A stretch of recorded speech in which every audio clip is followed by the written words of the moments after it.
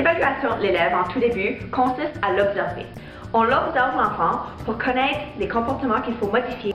Il est donc primordial de décomposer les interventions en étapes afin d'assurer la réussite et de favoriser l'acquisition des comportements désirés. Il faut donc motiver les élèves. Les objets ou les événements qui motivent les enfants neurotypiques n'ont pas le même effet sur les enfants ayant un trouble du spectre de l'autisme. Les enfants atteints du trouble du spectre de l'autisme ont besoin des récompenses extrinsèques, ce qu'on appelle des renforçateurs. Un renforcement est défini par sa capacité de reproduire un comportement désiré. Il est important de fournir un renforcement immédiatement après le comportement voulu. Les renforçateurs sont uniques à chaque enfant. Voici les différents types de renforçateurs. Aliments, caresses, jeux, loisirs ou sport, autocollants et sorties. Il peut avoir des renforcements positifs et des renforcements négatifs. Les renforcements positifs sont un ajout de quelque chose d'agréable, tandis que les renforcements négatifs sont une suppression de quelque chose de désagréable. Il y a 3 signes de préférence pour savoir si un objet quelconque est un bon renforçateur. Le premier, c'est si l'enfant joue avec l'objet spontanément. Le deuxième, c'est s'il tend la main vers l'objet aussitôt qu'on le sort. Et le troisième, c'est si l'enfant résiste si on tente d'enlever l'objet. Selon M. Prix, plus l'élève livre la réponse correcte, plus l'éducatrice donne le renforçateur afin d'augmenter les chances que l'enfant obtienne la bonne réponse ou le bon comportement dans le futur. Les activités stimulantes pour les élèves ayant un trouble du spectre de l'autisme peuvent paraître inhabituelles pour nous. Selon Catherine Maurice, ces activités sont aussi simples que jouer avec une lampe de poche ou regarder un ventilateur tourner. Si le comportement ne s'améliore pas, on doit reconsidérer la source de renforcement, puisque celle-ci n'est pas assez renforçante. À long terme, si les renforçateurs semblent nuire à l'attention de l'élève, cache-les lors des séances et ressors-les lors des pauses. On peut donner des renforcements à des intervalles pour des résultats plus durables. Suite à 2 ou 3 réactions positives, l'élève peut recevoir ces renforcements. Par exemple, le système de jetons est une bonne source de renforcement qui permet à l'élève de voir son progrès et est ainsi une source de motivation. Plus la performance s'améliore, plus on peut augmenter le nombre d'intervalles entre les réactions positives. Il est à noter que les enfants atteints d'un trouble du spectre de l'autisme ne réagissent normalement pas aux compliments, mais si on les accompagne d'un renforcement, l'enfant lui accordera éventuellement une valeur. Selon Catherine Maurice, le compliment doit être spécifique au comportement désiré.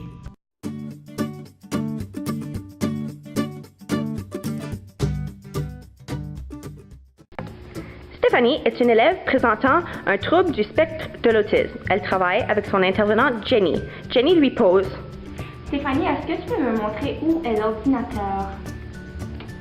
Bravo Stéphanie, tu m'as bien démontré l'ordinateur. Puisque Stéphanie a eu la bonne réponse, elle peut recevoir un jeton. Jenny lui donne un jeton et complète la séquence. Elle peut avoir son renforcement positif sous forme de chocolat. Bravo!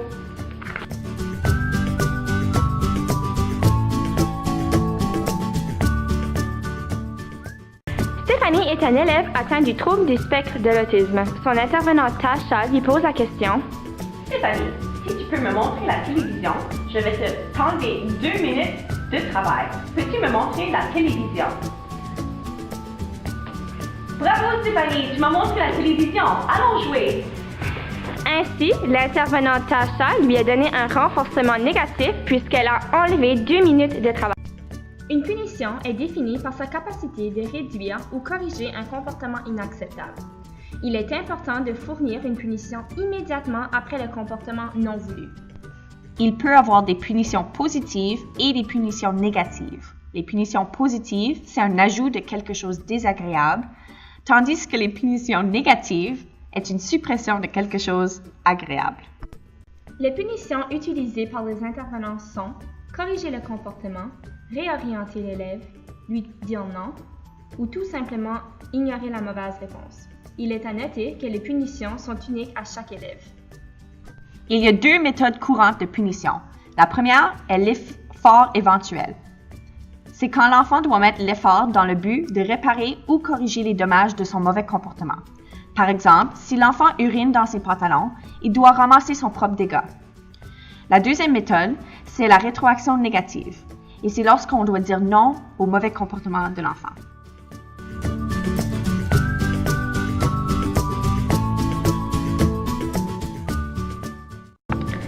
Stéphanie est une élève ayant un trouble du spectre de l'autisme. Son intervenante Jenny vient de lui mettre son dernier jeton.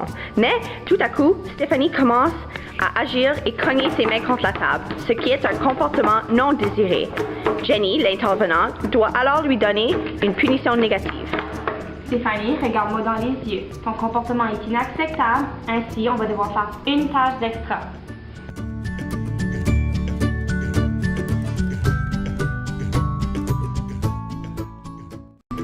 Stéphanie est une élève atteinte d'un trouble du spectre de l'autisme. Elle vient de recevoir son dernier jeton pour une réponse bien accomplie.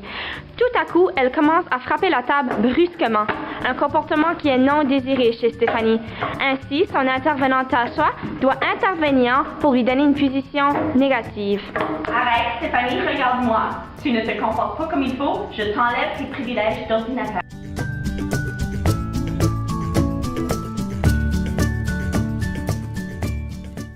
Le but des renforcements et des punitions est avant tout de motiver les élèves à modifier leur comportement. C'est l'une des façons qui permet à l'élève d'atteindre son plein potentiel tout en étant dans une atmosphère propice à ses apprentissages. En tant qu'enseignante, il est important de toujours être en collaboration avec les spécialistes et les intervenants.